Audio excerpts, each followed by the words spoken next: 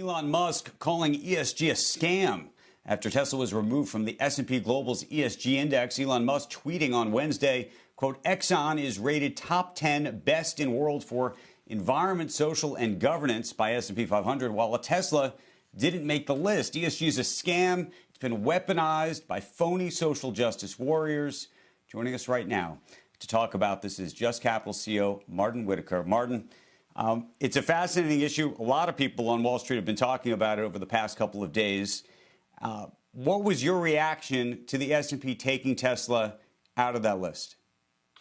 Well, when I saw the reasons for it, which they've been pretty transparent, it sort of reflected what we've been seeing in our own rankings, of the Russell 1000 companies. Tesla's done quite well on beneficial products, of course. It's primary product, but it doesn't do so well on worker treatment, discrimination, a lot of controversies around human rights.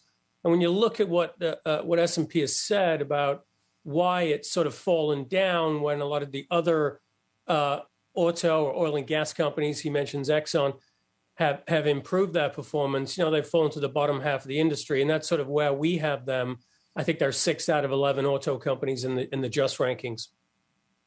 So, Martin, I think a lot of people look at ESG and invariably they look at the E, environmental. That's the thing that people talk about the most, perhaps more than anything else. And the question is whether that E is worth more than the S and the G in certain cases.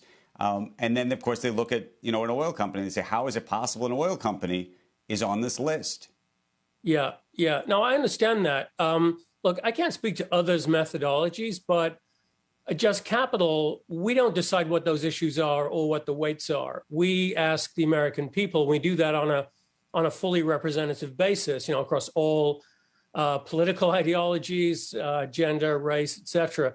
And what you see actually is quite a lot of agreement. You look at the top 3 issues that we measure: fair pay, creates jobs in the U.S., and is more accountable to stakeholders. So, we see broad agreement on those issues, and we just try to let the data do the talking. So, I feel good about how we've approached it, but I could see, ESG has